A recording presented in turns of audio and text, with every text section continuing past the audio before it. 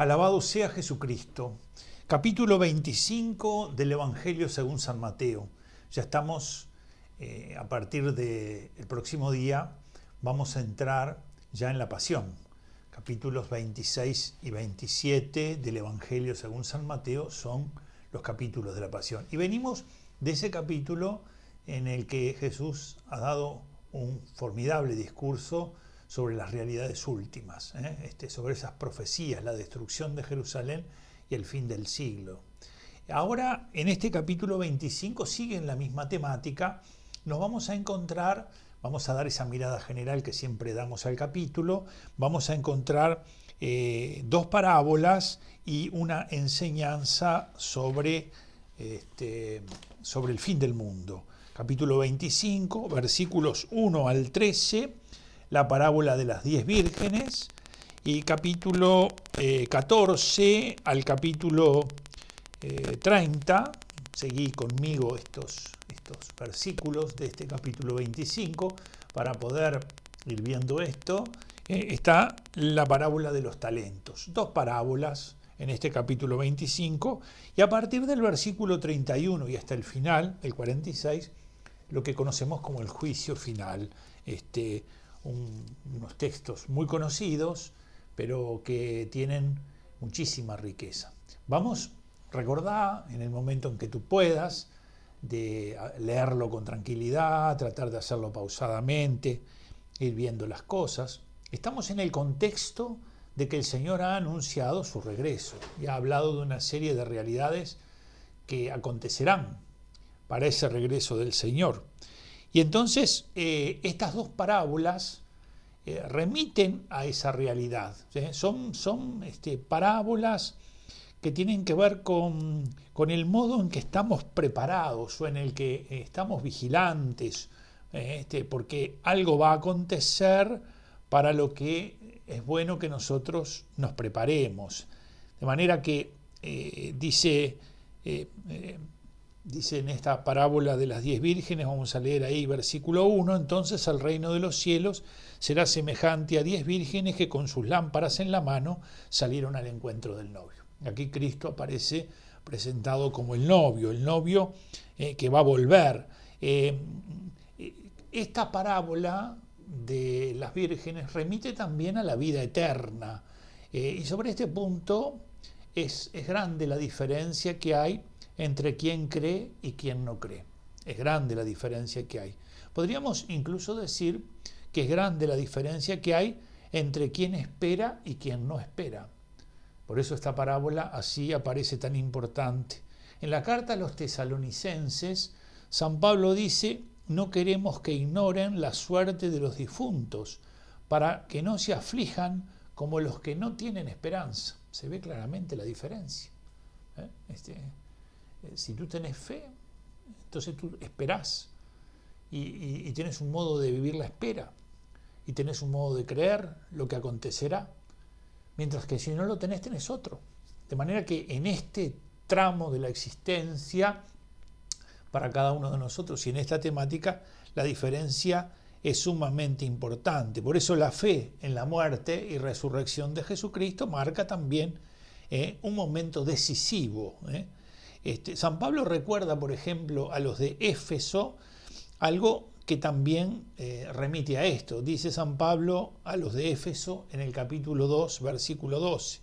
Antes de recibir la buena nueva, estaban sin esperanza y sin Dios en el mundo. ¿Ven la diferencia? No es verdad que da lo mismo creer que no creer. No es verdad. No es verdad que las cosas que uno vive son iguales a las que el que no cree. No, no son iguales. Ciertamente que puede gustarnos la comida, pero cuando vamos a las cosas esenciales, si hay vida después de la muerte, es una cosa distinta si no la hay. Y si hay vida después de la muerte, entonces esta vida tiene un modo de ordenarse para que yo pueda vivir feliz en aquella vida que está después de la muerte. Y si eso no existe, de hecho, para muchos que creían que no existía, fue que nació esa frase: comamos y bebamos que mañana moriremos. Y si todo es volver a la nada, entonces evidentemente que no es igual. Por eso, si nosotros quitamos a Dios y a Cristo, el mundo cae en el vacío y en la oscuridad. Y se pueden constatar también como el hombre que cae en el vacío le cuesta mucho vivir y muchas veces se desanima y se desespera. Por eso esta parábola muy conocida de estas 10 jóvenes que están invitadas a una fiesta de boda, la boda aquí es símbolo del reino, símbolo de la vida eterna, es una imagen feliz con la que sin embargo Jesús enseña una verdad que nos hace reflexionar. 5 entran a la fiesta porque a la llegada del novio tienen el aceite para encender sus lámparas, mientras que las otras 5 se quedan afuera. ¿Qué representa el aceite? Es una pregunta que se hace, por ejemplo, Benedicto XVI. ¿Qué representa el aceite indispensable para ser admitido al banquete nupcial? Y Benedicto cita a San Agustín. Dice: San Agustín y otros autores antiguos leen en él un símbolo del amor. Dice Benedicto: un amor que no se puede comprar, sino que se recibe como don, se conserva en lo más íntimo y se practica en las obras. Muy, muy iluminador, ¿no? ¿Qué es ese aceite que estas tienen y que las otras no tienen y que en un momento se lo quieren comprar y ellas les dicen que no? Dice Benedicto, citando a San Agustín, que esto es el amor. Por eso, aprovechar la vida moral para realizar obras de misericordia es sabiduría. Porque después de la muerte ya no hay tiempo posible. De allí que esta parábola de las 10 vírgenes, las 5 necias y las 5 prudentes, muestran el modo en que se espera, el modo en que se aguarda, qué cosas el amor hace en el corazón de la persona que espera, es decir, cómo dispone a ese corazón y cómo ese corazón dispone su vida, porque sabe que llegará el momento en que el Señor volverá, en que el Señor vendrá. Nosotros sabemos que el Señor vino y de hecho nació y vivió allí en la tierra judía.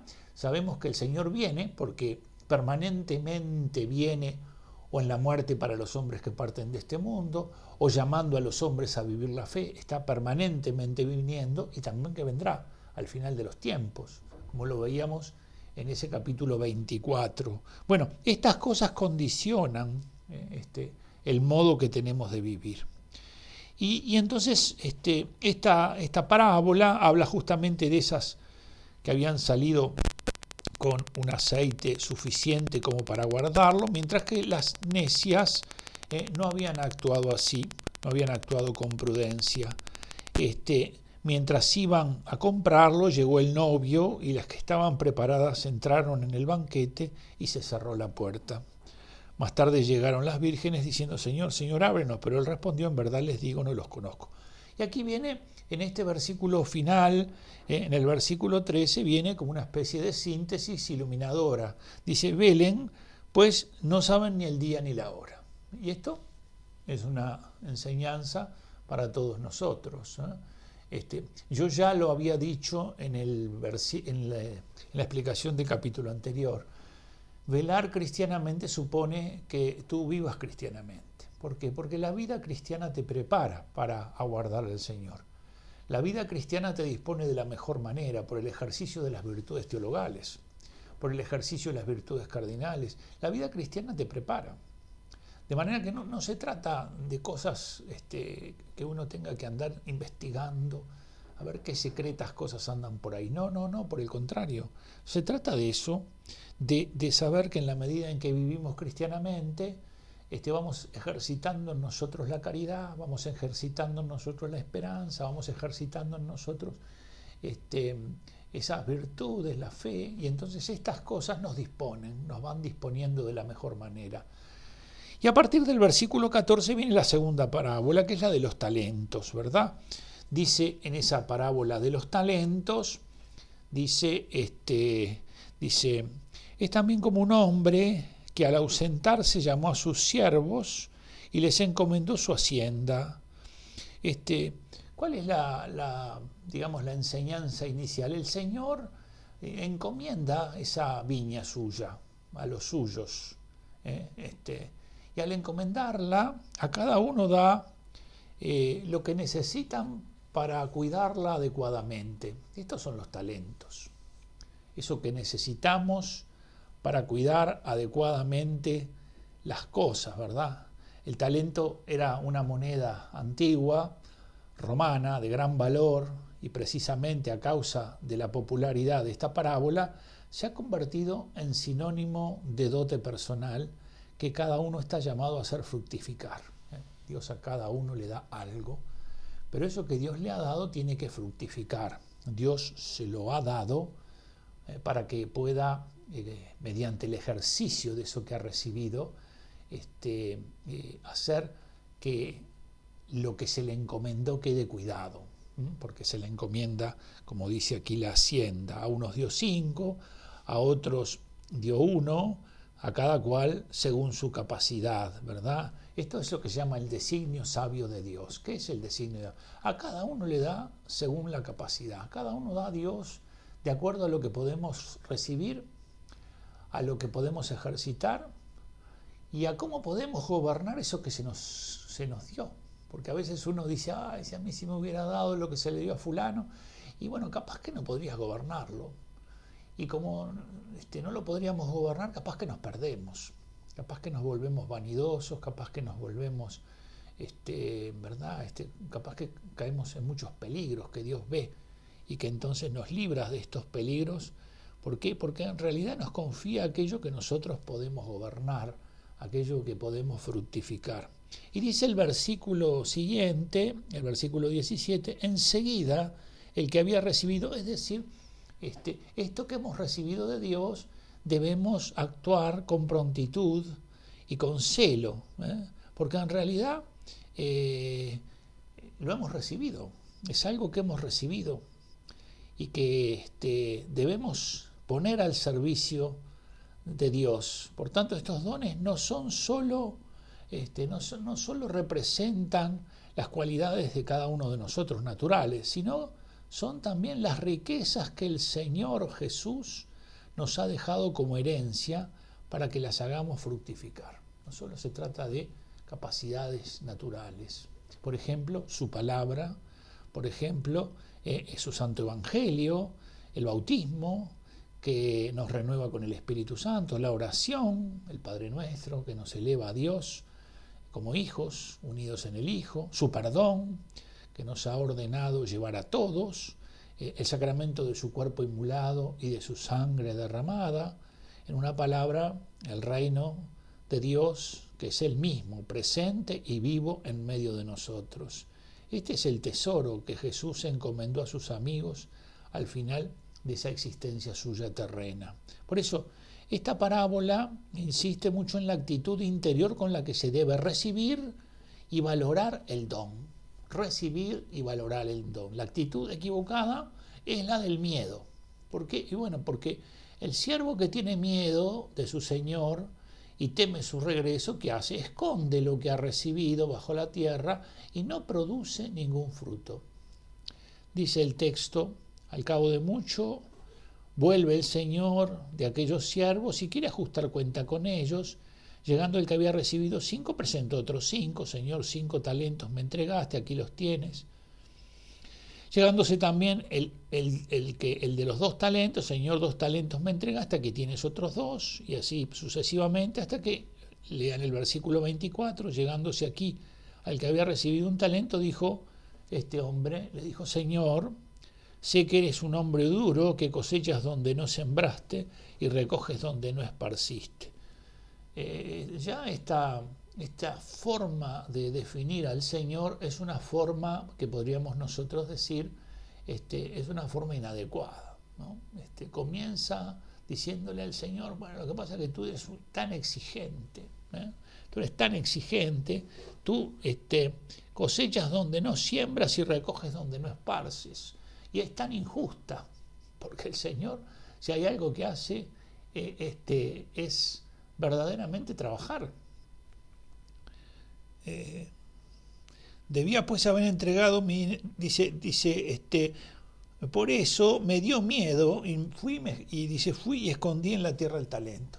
Entonces es el que está con miedo a su Señor, o con miedo al riesgo que supone ponerse a trabajar por el Señor, o con miedo al ejercicio de los talentos que el Señor le ha encomendado, porque tal vez pueda fracasar. Como bien dice Madre Teresa, el Señor no nos aseguró ningún éxito. Lo importante es amar, lo importante es servir, lo importante es que queramos tener un buen corazón para hacer las cosas según el designio de Dios. Si esto no nos conduce a una cosa que pueda ser catalogada por otros de éxito, es un tema que no debe tenernos con cuidado. No se nos llamó a evaluar eso, se nos llamó a amar y a entregarnos a la obra del Señor. Y entonces el Señor lo reprende, siervo malo y perezoso, ¿no? Según lo que tú dijiste, cosecho donde no siembro, recojo donde no esparzo, y entonces me entregas que no produjo nada de lo que tenías. Y entonces termina esto, porque a todo el que tiene se le dará y le sobrará, al que no tiene aún lo que tiene se le quitará. Y al siervo inútil echarle las tinieblas de fuera, allí será el llanto y el rechinar de dientes. Ese que ha actuado así, Jesús lo llama siervo inútil. Y la tercer cuadro, la tercera escena que aparece, la tercera perícopa, como hablábamos al principio, que aparece en este capítulo 25, es lo que se conoce como el juicio final. El juicio final es una escena maravillosa de Jesús, ¿verdad? En donde él mismo aparece como hijo del hombre, pero como el juez último de nuestra vida, ¿verdad? Que ha querido tomar el rostro de los hambrientos, de los sedientos, de los extranjeros, de los desnudos, de los enfermos, de los prisioneros, en definitiva de todos los que sufren. Fíjense que Jesús se hace uno con ellos, está presente en ellos. Dice, cuando el Hijo del Hombre venga en su gloria acompañado de todos los ángeles, entonces se sentará en su trono de gloria, serán congregados delante de él todas las naciones, y él separará los unos de los otros, como el pastor separa las ovejas de los cabritos. La acción de juzgar se visualiza en separar. Esa acción por la que se separa a unos de otros es un juicio, y esto es lo que hace Cristo. Cristo es el juez que vendrá al fin. ¿Y qué es lo que hará? Dice, pondrá a las ovejas a su derecha y los cabritos a su izquierda. Entonces dirá el rey a los de su derecha, venid benditos de mi Padre. Recibid en herencia el reino preparado para vosotros desde la creación del mundo, porque tuve hambre y me diste de comer, tuve sed y me diste de beber, era forastero y me acogistes, estaba desnudo y me vestistes, enfermo y me visitastes en la cárcel y acudistes a mí. Entonces los justos le responderán, Señor, ¿cuándo te vimos hambriento y te dimos de comer, o sediento y te dimos de beber? ¿Cuándo te vimos forastero y te acogimos, o desnudo y te vestimos? ¿Cuándo te vimos enfermo o en la cárcel y acudimos a ti? El rey le dirá, en verdad os digo, que cuando hicisteis a uno de estos hermanos míos más pequeños, a mí lo hicisteis. Es decir, el juez se hace presente en estos que están necesitados. Es un gran misterio. Este capítulo 25 de San Mateo inspira toda la obra de Madre Teresa de Calcuta. Es decir, es este misterio de comprensión. A Madre Teresa un día le decían, viendo lo que estaba haciendo, yo esto no lo haría ni por $1.000.000, le decía una persona. Y Madre Teresa respondía, yo tampoco. Es decir, claro, el precio de esto, el valor de esto es infinito, porque cada vez que a uno de estos lo has hecho, a mí lo has hecho, dice Cristo.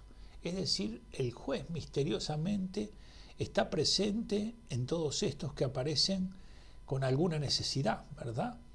Y en cambio dirá, sigue la escena, dice, entonces dirá también a los de su izquierda, apartaos de mí, malditos, id al fuego eterno preparado para el diablo y sus ángeles.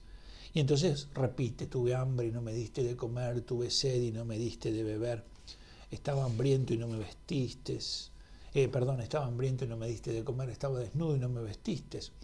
De manera que el Señor está presente en estos, ¿no? que tienen necesidad. Y aparece como un elemento central del juicio final.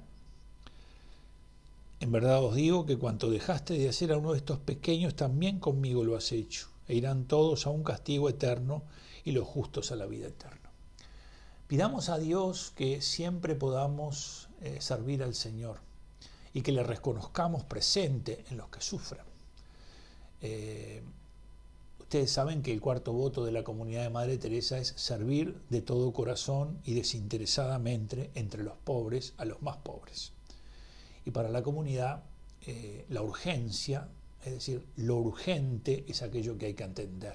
A tal extremo que cuando a veces eso urgente ya encontrara otro que se haga cargo, la comunidad dejaría eso para ir a otra urgencia, porque en esa urgencia está como la mayor necesidad que tiene esas personas, y especialmente eso en lo que no son atendidos. De manera que hay, diríamos, como una concreción del amor al prójimo en eso que el otro necesita y que necesita tener una respuesta urgente. Si tú entraras en una de las capillas privadas o vieras una foto de las capillas privadas de la comunidad de las misioneras de la caridad, verías que todas ellas al lado de la cruz tienen la frase tengo sed, tengo sed. De manera que, ¿cuál es la misión? Saciar la sed que tiene Jesús. ¿Y de qué tiene sed Jesús? De amor. Por eso le dice a Madre Teresa, ve a los pobres, tráelos aquí, es decir, ¿verdad? Trae a los pobres aquí. ¿Por qué? Porque justamente tengo una gran sed de su amor. Y entonces, inspirado en este juicio del capítulo 25 de Mateo, nuestra Santa Teresa de Calcuta, inspira toda esa obra maravillosa que realizan en las casas, en donde habitualmente uno se da cuenta que se respira el reconocimiento de Cristo presente en aquellos que más sufren. Que el Señor nos anime, nos consuele y nos dé su paz y su amor. Ciertamente que a veces no hay que mirar tan lejos, y hay que reconocer que a veces tal vez el más pobre entre los pobres puede estar muy cerca de ti, allí en tu propia casa. Es cierto que cuando se hace la adoración del Santísimo en la comunidad de las misioneras, se dice el bendito sea Dios, bendito sea su santo nombre. Se agrega una frase que dice bendito sea el Señor entre los pobres más pobres. O sea que hay un reconocimiento de esto enseñado aquí en el capítulo 25 de San Mateo.